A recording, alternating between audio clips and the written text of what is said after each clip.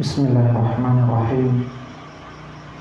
Assalamualaikum warahmatullahi wabarakatuh.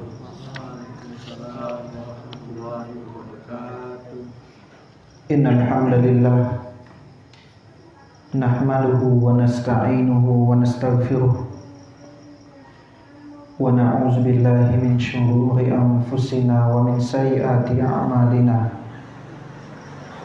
May yahdihillahu fala mudhillalah wa may yudlil fala hadiyalah. Asyhadu an la ilaha illallah wahdahu la syarikalah wa asyhadu anna Muhammadan abduhu wa rasuluhu alladzi la nabiyya ba'dah. Allahumma shalli ala Muhammad wa ala ali Muhammad wa man tabi'ahum bi ihsanin ila yaumiddin. Qala Allahu jalla wa ala fi kitabihil karim, ya ayyuhalladzina amanu taqullaha haqqa tuqatih wa la tamutunna illa wa antum muslimun. Ya ayyuhan nasu taqu rabbakumul ladzi khalaqakum min nafsin wahidah wa khalaqa minha zawjaha wa batha minhuma rijalan katsiran wa nisaa'a. Wattaqullaha allazi tasaaluna bihi wal arham, innallaha kana 'alaikum raqiba. Ya ayyuhalladzina amanu taqullaha wa qulu qawlan sadida yuslih lakum a'malakum wa yaghfir lakum dhunubakum wa may yuti'illaha wa rasulahu faqad faza fawzan 'azima. Amma ba'du, fa inna asdaqal hadisi kitabullah wa khairal hadi hadi Muhammad sallallahu alaihi wasallam wa syarrul umuri muhdatsatuha fa inna kulla muhdatsatin bid'ah wa kulla bid'atin dhalalah wa kulla dhalalatin finnar. Ikhwanil kiram wal akhwati al karimat rahimani wa rahimakumullah. Kembali tak bosan-bosannya lisan kita memanjatkan puji syukur kehadirat Allah tabaraka wa taala, di mana Allah dengan karunia-Nya kita mampu berhadir di rumah Allah yang sangat kita cintai ini, sebagaimana kegiatan yang kita lakukan pada pekan-pekan sebelumnya. Kendati sebelumnya cuaca tidak bersahabat, akan tetapi itu tidak menyurutkan kita untuk hadir di majelis ilmu ini. Kita berharap dengan hadis Nabi sallallahu alaihi wasallam, atau kita sulit menghadirkan hati ketika kita berkhalwat dengan Allah Subhanahu wa taala dalam bentuk salat kita. Maka kita berharap dengan hadirnya kita di majelis ilmu ini, kita paksakan diri kita untuk datang ke majelis ilmu ini. Semoga kita masuk daripada apa yang Nabi sallallahu alaihi wasallam sebutkan tadi. Barang siapa seseorang berjalan di dalam jalan itu ia menuntut ilmu agama, sahalallahu lahu bihi tariqan ilal jannah, maka Allah akan mudahkan jalannya untuk menuju surga. Semoga Allah tabaraka wa taala senantiasa memberikan kepada kita lezatnya menuntut ilmu agama dan mengokohkan kita beragama di atas sunnah. Amin, Allahumma amin. Salawat serta salam Allahumma salli ala Muhammad wa ala ali Muhammad senantiasa tercurahkan kepada kedua kita, suri tauladan Rasulullah Muhammad sallallahu alaihi wa ala alihi wasallam. Kita berharap dengan salawat yang kita panjatkan, yang senantiasa kita wiridkan, itu menjadi hujjah bagi kita nantinya di hadapan Nabi sallallahu alaihi wasallam di saat kita tidak bertemu dengan beliau di atas dunia. Kemudian Allah tabaraka wa taala menganugerahkan kepada kita karunia-Nya berupa Islam, nikmat yang sangat besar melebihi daripada nikmat harta, nikmat pasangan hidup dan nikmat selainnya. Maka nikmat Islam cukuplah itu menjadi hujjah bagi kita untuk dipertemukan dengan Nabi sallallahu alaihi wasallam. Ikhwanil kiram wal akhwati al karimat, rahimani wa rahimakumullah. Beragama dengan benar, terlebih lagi di zaman seperti ini, itu membutuhkan ilmu agama. Kenapa? Mayoritas dari kaum muslimin itu terkadang tidak paham dengan makna agama atau makna din. Bahkan ketika ditanya kepada mereka apa yang dimaksud dengan syahadatain, atau apa yang dimaksud atau apa rukun dari asyhadu an la ilaha illallah, maka mereka tidak memahami. Atau ketika dikatakan kepada mereka apa arti daripada la ilaha illallah, maka orang-orang akan mengatakan dengan jawaban kebanyakan, tidak ada Tuhan selain Allah. Padahal di dalam la ilaha illallah memiliki dua pokok penting yang mesti kita pahami. Apa itu? Yang pertama adalah nafyu, yang kedua adalah isbat. Apa nafyu? La ilaha illallah menafikan, mentiadakan sesembahan. La ilaha, tidak ada ilah yang berhak disembah bihaqqin illallah. La ma'bud bihaqqin illallah, tidak ada yang berhak diibadahi illallah. Setelah menafikan, kemudian memberikan isbat, bahwasanya yang berhak diibadahi hanyalah Allah Rabbul Izzati wal Jalalah. Maka mayoritas dari kita ketika ditanyakan apa makna la ilaha illallah, mereka akan berujar dan berkata tidak ada Tuhan selain Allah. Padahal makna yang benar adalah la ma'bud bihaqqin illallah. Tidak ada yang berhak diibadahi melainkan Allah Subhanahu wa taala. Maka ketika ditanya lagi apa itu Islam? Oh, Islam, Ustaz, agama salah satu yang diakui di negara NKRI ini. Betul. Tapi ma huwal Islam? Apa itu Islam? Oh, Islam, Ustaz, adalah Islam Isya, S-nya subuh, L-nya lohor, A asar, M-nya maghrib. Bukan ini yang dimaksud dengan Islam. Islam adalah istislam, berserah diri. Berserah diri kepada Allah. Al-inqiyad, patuh dan taat. Maka makna Islam yang benar, istislam bit tauhid wal inqiyadu lahu bit ta'ah wal bara'atu minasyirk wa ahlihi. Yang dimaksud dengan Islam adalah berserah diri dengan tauhid. Berserah diri dengan tauhid, serta tunduk dan patuh dan berlepas diri dari kesyirikan dan orang-orangnya yang melakukan kesyirikan. Berarti kalau kita pahami bahwasanya yang dimaksud dengan istislam bit tauhid, makanya tidak ada Islam tanpa tauhid. Sebagaimana tidak ada ibadah paranormal. Hilang barang ini ditanya ke sana. Pak Ustadz, Pak Kiai, Pak Imam, tolong carikan di mana barang saya yang hilang tadi.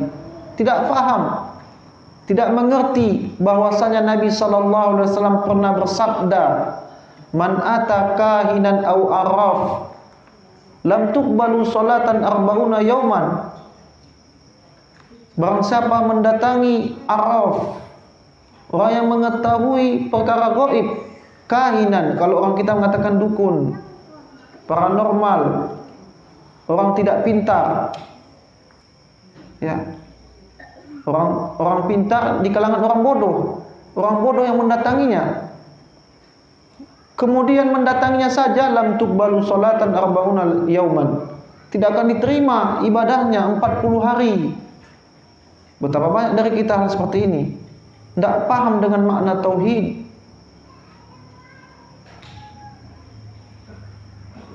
Maka ibadah berujung kepada pentauhidan kepada Allah Subhanahu wa taala. Tidak ada satupun ibadah yang Allah perintahkan kecuali itu bermuara kepada mentauhidkan Allah Subhanahu wa taala. Maka ikhlas dalam beribadah itu bermakna mentauhidkan Allah. Apa dalilnya? Al-Bayyinah ayat 5. Wa ma umiru, secara umum Allah mengatakan, wa ma umiru,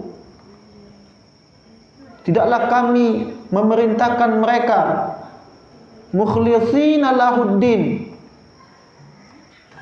untuk mengikhlaskan ibadah. Berarti mentauhidkan Allah, liyuhawwidullah, mentauhidkan Allah Subhanahu wa taala.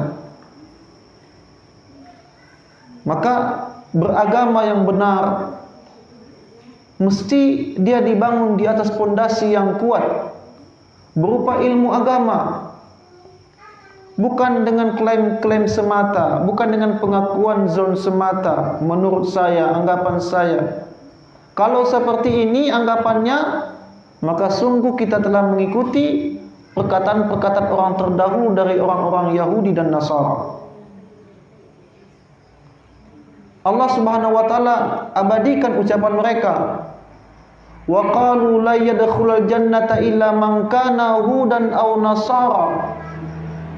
Ketika berkata orang-orang Yahudi dan Nasrani, wa qalu la yadkhulul jannata illa man kana hudan aw nasara.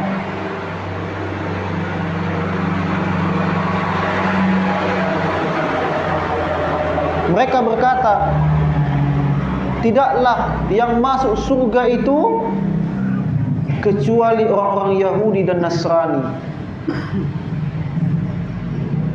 Kemudian apa kata Allah? Tilka amaniyuhum, kecuali itu adalah angan-angan mereka semata. Qul, kata Allah kepada mereka, hatu burhanakum in kuntum shadiqin. Kata Allah Subhanahu wa taala, jika kalian benar-benar mengatakan kalian ahli surga, hatu burhanakum, datangkan hujjah kalian, datangkan dalil kalian, datangkan alibi kalian jika kalian in kuntum shadiqin, jika kalian orang benar. Dan ini menjadi dalil bagi kita bahwasanya ibadah dibangun di atas hujjah dan dalil. Tidak boleh orang mengatakan menurut saya duga, menurut hemat saya, atau kalimat semisalnya.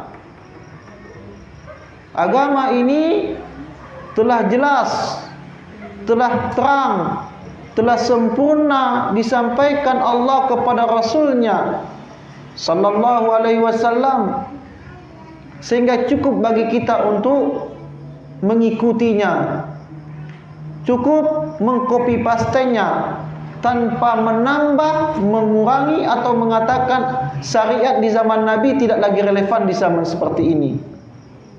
Sempurna dengan makna yang benar adalah tanpa lagi mengamandemenkan agama, merevisi lagi syariat. Oh, itu tidak lagi relevan saat itu, mungkin iya, sekarang udah enggak lagi Ustaz.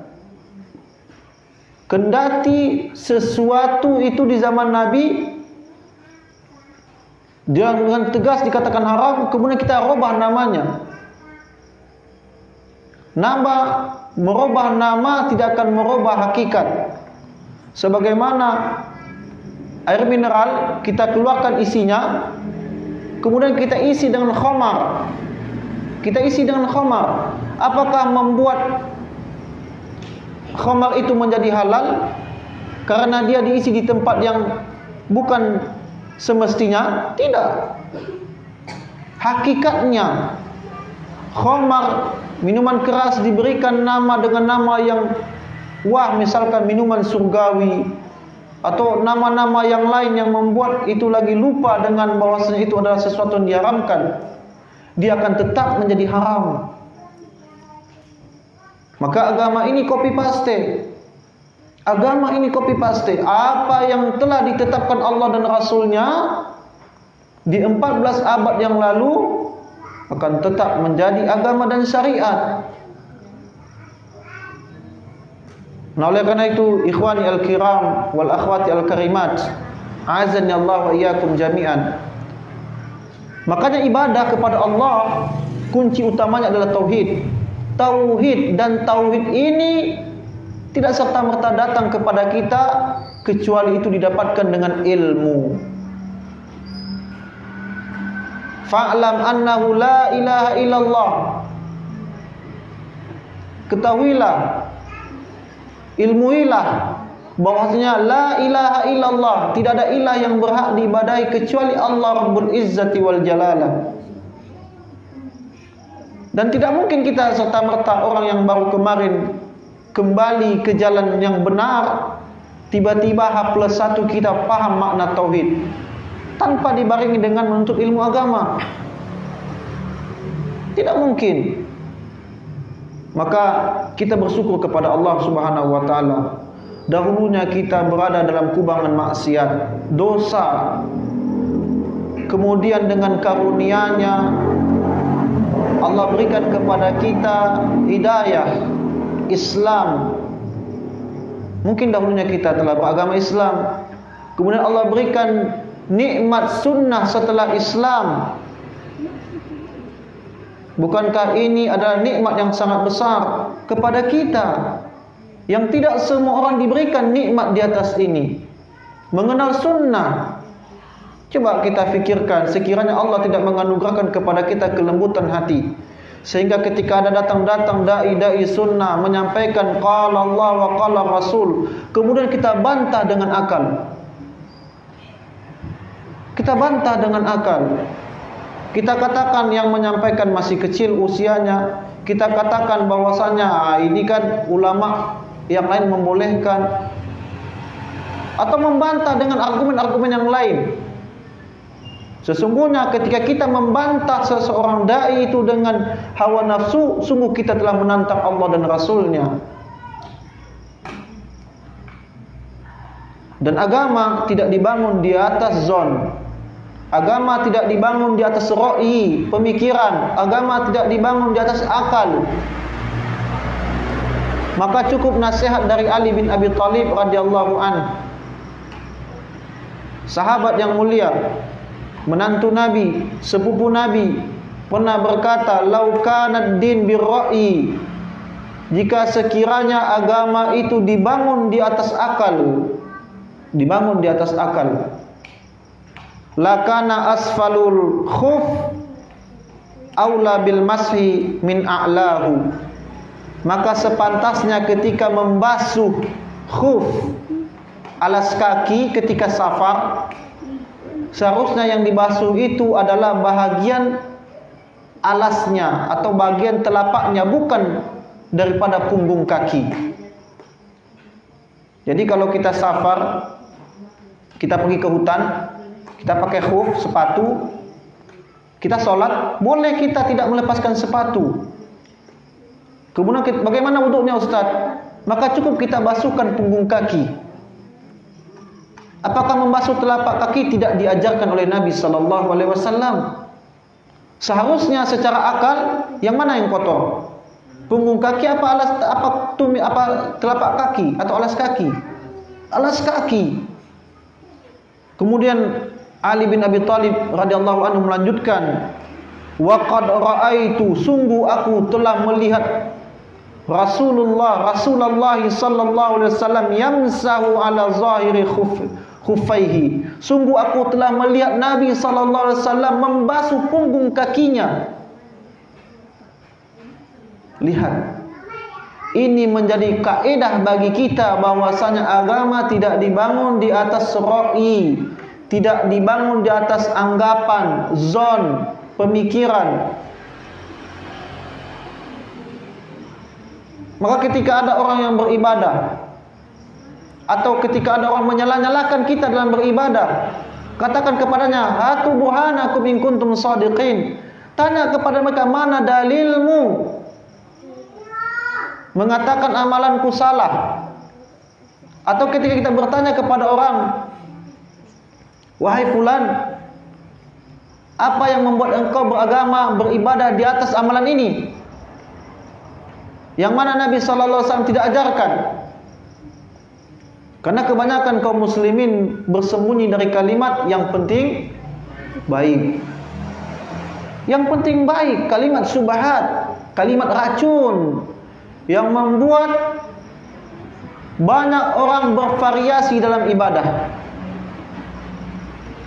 Kalau sekiranya orang diperbolehkan, diberikan kebebasan beribadah yang penting baik, lalu untuk apa Nabi SAW diutus? Diutus untuk apa? Nabi SAW diutus untuk mengajarkan kita hak ibadah adalah milik Allah. Allah menginginkan dengan caranya dia disembah, dan tidak ada hak kita untuk menginovasikan ibadah dengan keinginan-keinginan kita. Saya ingin menyembah Allah dengan cara seperti ini. Tidak bisa. Tidak bisa. Ibadah hak Allah.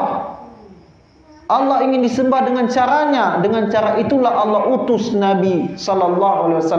Allah utus para anbiya wa rasul untuk menjelaskan kepada kita dengan cara seperti inilah beribadah kepada Allah Rabbul Izzati wal Jalalah. Maka ilmu yang akan mengantarkan kita, memantapkan kita di atas tauhid yang benar. Maka oleh kerana itu banyak orang yang beribadah, sekian lama beribadah hanya mengikuti apa yang mereka dapatkan dari leluhur mereka, apa yang mereka yakini dan pelajari daripada atuk-atuk mereka. Dan ini Allah bantah. Allah bantah dalam Al-Quranul Karim. Allah Jalla wa'ala berfirman dalam Al-Quran surah Al-Baqarah 170. Wa iza qila lahum ittabi'u ma anzalallahu qalu bal nattabi'u ma alfayna alaihi aba'ana awalau kana aba'uhum la yaqiluna syai'an wa la yahtadun. Al-Baqarah 170. Wa iza qila lahum, ketika apabila dikatakan kepada mereka, ittabi'u, ikutlah. Lihat, Allah katakan ikutlah, ittiba', bukan mengada-ngada. Wala tattabi', bukan membuat halal baru, bukan menginovasi agama. Ittabi'u ma anzalallah, ikutlah apa yang Allah turunkan dari Al-Quran dan Sunnah. Dari Al-Quran dan Sunnah. Apa mereka katakan? Qalu bal nattabi'u ma alfaina, tidak, kami mengikuti apa yang kami dapatkan. Alaihi aba'ana, apa yang kami dapatkan dari atuk-atuk kami, dari angku-angku kami, dari ayah-ayah kami, dari leluhur kami. Ayah kami yang buka kampung ini, atuk kami yang buka kampung ini. Leluhur kami sudah 3 kali umrah, sudah 2 kali ke tanah suci. Enggak mungkin dia salah dalam beribadah. Dia yang mengajarkan kami ibadah. Kita tidak disuruh beribadah mengikuti tokoh fulan, kiai fulan, tidak.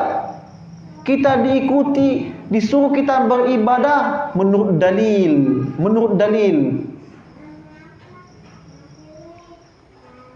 Tidak ada yang maksum, kiai, ustaz, tidak ada yang maksum. Yang dilihat dengan apa mereka berpijak, dengan apa mereka berkata, dengan apa mereka berdalil, dengan apa mereka berhujjah menyampaikan agama itu. Maka oleh karena itu ikhwani al-karim, al-kiram wal akhwati al-karimat, a'azzani Allah wa iyyakum jami'an. Bahkan Allah Subhanahu wa taala mengikuti ayah-ayah kita, leluhur-leluhur kita yang tidak ada dasarnya ilmu. Bahkan Allah sifati mereka telah mengikuti syaitan untuk masuk dalam neraka. Dalilnya adalah Quran surat Luqman ayat 21. Awalau kana syaitanu yad'uhum ila azabis sa'ir. Setelah Allah katakan kepada mereka ayat yang semakna dengan apa yang kita sebutkan di Quran surah Al-Baqarah tadi, wa iza qila lahum, ketika dikatakan kepada mereka ikutlah apa yang Allah turunkan atas kalian, tidak mereka mengikuti apa yang mereka dapati dari ayah-ayah mereka, dari leluhur mereka, tanpa ada burhan penjelas, tanpa ada dalil dan hujjah. Kemudian Allah tutup ayat ini dengan mengatakan awalau kana aba'uhum, awalau kana syaitanu yad'uhum ila azabis sa'ir. Apakah kalian mengikuti langkah syaitan? Yad'uhum, yad'u, mengajak kalian, mengajak mereka ila azabis sa'ir, kepada neraka sa'ir, ke dalam neraka yang membara, yang menyiksa. Lihat betapa banyak ketika zaman sekarang dikatakan beribadahlah sebagaimana qala Allah wa qala Rasul ala fahmi salafil ummah. Tidak mungkinlah. Kakek saya ini guru ngaji Ustaz, dia yang buka kampung ini Ustaz. Ketokohan telah mengalahkan akal kita. Bahkan diabadikan di dalam Al-Quranul Karim ketika orang-orang bertanya yas'alunaka anil mahid. Orang-orang bertanya kepada Nabi tentang darah haid. Dalam Al-Quran Allah dengan tegas menyampaikan itu. Bahkan tata cara buang air besar, Nabi SAW menjelaskan perkara itu. Lalu adakah yang disembunyikan dari risalah ini? Tidak ada. Tidak ada. Ma baqiya syai'un yuqarribukum ilal jannah wa yubaidukum minan nar illa wa qad buina lakum. Tidak tersisa sedikit pun yang mendekatkan kita kepada surga dan menjauhkan kita dari neraka Allah Jalla wa'ala. Ada dalam beribadah mengatakan agama belum sempurna. Ini kayaknya cocok saat ini. Secara tidak langsung kita telah mengatakan Nabi SAW mengkhianati risalah. Secara tidak langsung kita mengatakan bahwasanya Nabi telah mengkhianati risalah. Imam Malik mengambil ayat al-yauma akmaltu lakum dinakum wa atmamtu alaikum ni'mati wa raditu lakum al-islam madinah. Agama telah sempurna. Sempurna. Tidak ditambah dan tidak dikurang-kurangi. Maka qala Allah wa qala Rasul. Bahkan agama ini cerita kebenaran. Tapi dengarkan apa yang ia sampaikan ketika ia menyampaikan qala Allah wa qala Rasul, ambil. Qala Allah wa qala Rasul. Tidak ada bagi kita mengatakan dia masih kecil, usianya di bawah kita. Ketika dia berkata qala Allah, menukil qala Rasul ala fahmi salafil ummah, ingat, harus berpegang di atas Al-Quran dan Sunnah dengan memahami keduanya dengan pemahaman sahabat. Pemahaman sahabat. Maka orang Syiah Rafidah yang sangat buruk permusuhannya dengan Islam, mereka mengkafirkan kaum muslimin, terutama para sahabat-sahabat. Bahkan mereka mengatakan semua sahabat Nabi sepeninggal Nabi SAW wafat, semuanya telah murtad, keluar dari Islam, kecuali 4 sahabat besar: Miqdad al-Aswad, Salman al-Farisi, Abu Zar al-Ghifari, Amr bin Yasir. Selebihnya seluruh sahabat hatta Abu Bakar wa Umar murtad selepas Nabi SAW wafat. Lihat bagaimana kedustaan mereka. Kedustaan mereka. Secara tidak langsung mereka menghilangkan, memahamkan Al-Quran dengan pemahaman sahabat. Lalu kalau mereka telah kafirkan para sahabat, lalu dengan apa kita memahami Al-Quran dan Sunnah? Dengan apa? Al-Quran dan hadis turun di zaman mereka, di saat mereka hidup bersama Nabi. Tidaklah hafalan mereka bertambah, melainkan mereka telah memahami maksud ayat yang disampaikan. Agama akan sempurna dengan Fathu Mekah, pembebasan kota Mekah. Maka beban dan tugas dari Nabi tinggal sedikit. Tinggal sedikit. Maka dalamnya ilmu Abu Bakar As-Siddiq, di saat sahabat-sahabat yang lain belum paham dengan ini, maka Abu Bakar paham dan mengerti. Kemudian beliau menangis bahwasanya pertemuan dan perjumpaan dengan Nabi di atas dunia tidak lama lagi. Lihat bagaimana kedalaman alimnya Abu Bakar As-Siddiq radhiyallahu anhu. Dan itu semua dikafirkan oleh Syiah Rafidah laknatullah alaihi. Mereka kafirkan seluruh sahabat. Maka kita jangan latah mengatakan Syiah itu adalah sebagaimana mazhab fikih. Syiah itu adalah fikih yang kelima, sebagaimana imam-imam mazhab seperti Imam Syafi'i, Maliki, Hambali. Tidak. Atau Abu Hanifah, tidak sama. Tidak sama. Sukakah kita ketika ibunda kita Ummul Mukminin Aisyah dilaknat oleh mereka? Apakah ini perbedaan fikih? Tidak. Wallahi kita tidak ridho. Ibunda kita dikafirkan oleh mereka. Di setiap kunut mereka mengatakan Aisyah itu terlaknat. Ibunda kaum muslimin mereka hina dan mereka hujat. Demi Allah, fa wallahi, demi Allah, kita tidak ridho. Kehormatan Nabi sallallahu alaihi wasallam dicela. Mencela istri Nabi sungguh telah mencela kehormatan Nabi sallallahu alaihi wasallam. Makanya oleh karena itu sangat heran banyak dari para pemuda tidak faham dengan ketokohan para sahabat. Bahkan mereka asing dengan sahabat-sahabat besar. Yang mereka tahu Abu Bakar. Bahkan ditanya siapa khalifah kaum muslimin, tak paham. Bahkan kalaupun disebutkan siapa yang pertama dan yang urutannya 1, 2, 3 dan 4, banyak dari kaum muslim tidak paham. Bahkan mereka tidak paham siapa itu Ulbah bin Zaid, yang pengakuannya di malam-malam kepada Allah Tabaraka wa Ta'ala diperdengarkan oleh Allah dan dianggap permintaan dan hajatnya itu sebagai sedekah. Bagaimana kisah Salman Al-Farisi dan sahabat-sahabat yang lain? Maka ceritakan kepada anak keturunan kita ketokohan mereka. Agar apa? Agar mereka bangga bukan dengan tokoh fiksi. Bahwasanya ada pahlawan yang lebih hebat. Ada sahabat Abu Dujana yang Allah berikan kepadanya pedang, yang dengan pedang itu beliau tunaikan hajatnya. Tidaklah pedang itu sampai kepada leher kaum musuh kafirun, melainkan akan menebas kepalanya. Sebuah cerita kepahlawanan yang memang ada dan itu bukan fiksi. Dan itu pendengarkan kepada anak keturunan kita. Lihat bagaimana pahlawannya Asma binti Abi Bakar radhiyallahu anhuma wa arda.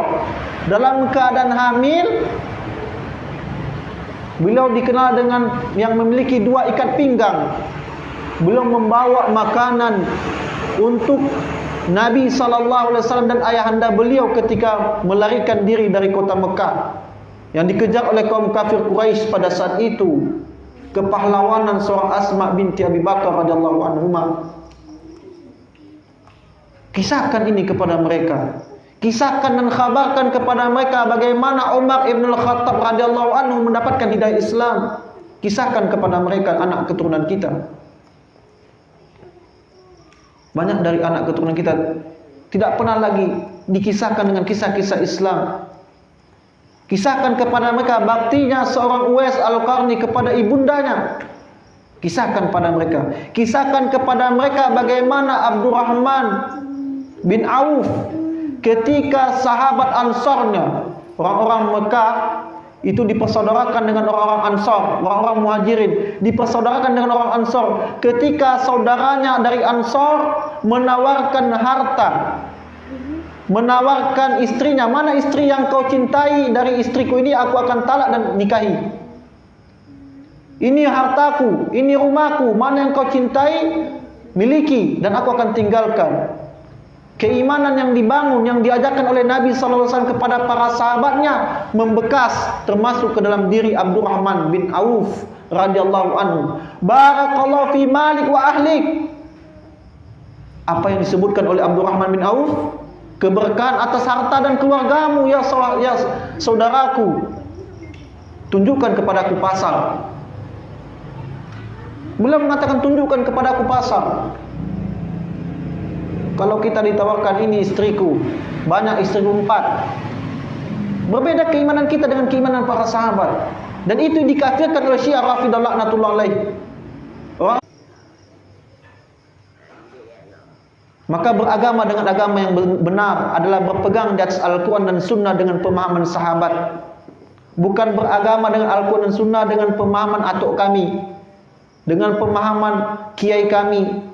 Tidak dengan pemahaman Ustaz Ikhwan, tidak. Berpegang di atas Al-Quran dan Sunnah dengan pemahaman siapa? Sahabat. Kenapa sahabat? Karena sahabat direkomendasikan oleh Allah dan Rasulnya. Banyak ayat dan nas dari Al-Quran dan Sunnah yang kita disuruh mengikuti para sahabat di dalam beragama. Wa may yushakkikir rasula min ba'di ma tabayyana lahul huda wa yattabi ghayra sabilil mu'minin. An-Nisa 115. Wa may yushakkikir rasula, barang siapa menentang Rasul setelah jelas kepadanya petunjuk, wa yattabi ghayra sabilil mu'min, dan menyelisih jalan selain orang-orang mukmin. Orang mukmin yang pertama sekali yang dikatakan Allah dalam ayat ini adalah para sahabat. Para sahabat ridwanullah alaihim jami'an. Dalil wajibnya kita mengikuti para sahabat di dalam beribadah kepada Allah dan kepada Allah Subhanahu wa taala. Maka berpegang kepada Al-Quran dan Sunnah. Jadi Al-Quran tidak satu saja. Jangan pula kita, saya Ustaz, hanya Al-Quran Ustaz.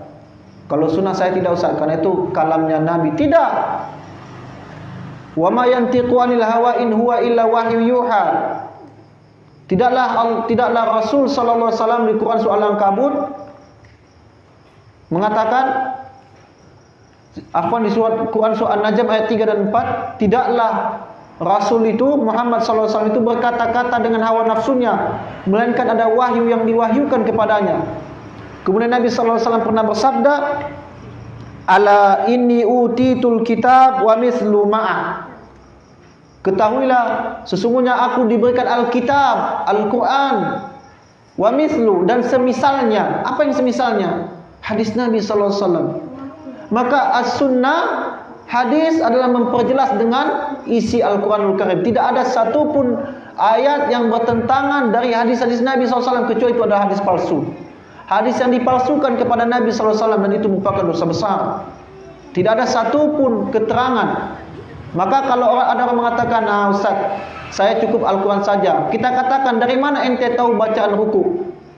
Dari mana ente tahu bacaan i'tidal? Dari mana ente tahu bacaan tahiyat akhir dan tahiyat awal dan akhir? Kecuali itu diterangkan di dalam hadis Nabi SAW. Maka oleh karena itu, ikhwani al-kiram wal akhwati al-karimat, a'azzani Allah wa iyyakum jami'an. Sebelum kita tutup pengajian ini, sekali lagi kami katakan, kita bersyukur kepada Allah tabaraka wa taala, diberikan qalbun munib, hati yang lembut ketika datang para dai, teman-teman kita, para duat, para asatiz menyampaikan qala Allah wa qala Rasul, kita tidak melawannya dengan akal. Kita tidak melemahkan nas itu dengan hawa nafsu kita. Maka beruntunglah kita diberikan hati yang selamat, hati yang menerima kebenaran dengan lapang dada, terlepas kita belum bisa melaksanakan. Terlepas belum kita bisa melaksanakan, menerimanya saja adalah sebuah kebenaran. Maka ketika kita belum bisa meninggalkan suatu maksiat, tapi kita tahu itu hukumnya haram, maka minta doa kepada Allah.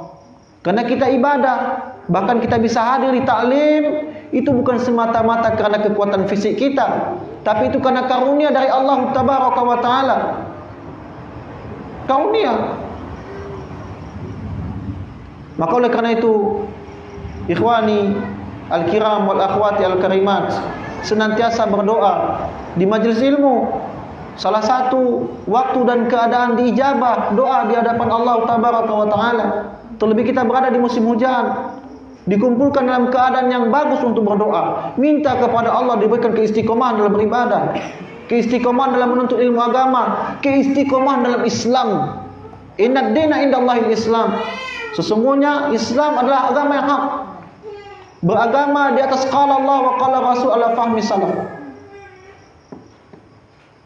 Maka oleh karena itu kita berdoa dengan nama Allah yang husna wa sifatihil ula, agar kiranya Allah memberikan kepada kita hati yang menerima nasihat dan kebenaran, tidak memandang dari siapa yang menyampaikan. Ketika orang itu menyampaikan dengan dalil qala Allah wa qala Rasul, maka kita pun sami'na wa ata'na, bukan sami'na wa fikirna, atau sami'na wa asaina, kami dengar dan kami kemudian bermaksiat. Wa sallallahu ala nabina Muhammadin wa ala alihi wa sahbihi wasallim. Bifadlika subhana rabbika rabbil izzati amma yasifun, wa salamun alal mursalin walhamdulillahi rabbil alamin. Assalamualaikum warahmatullahi wabarakatuh.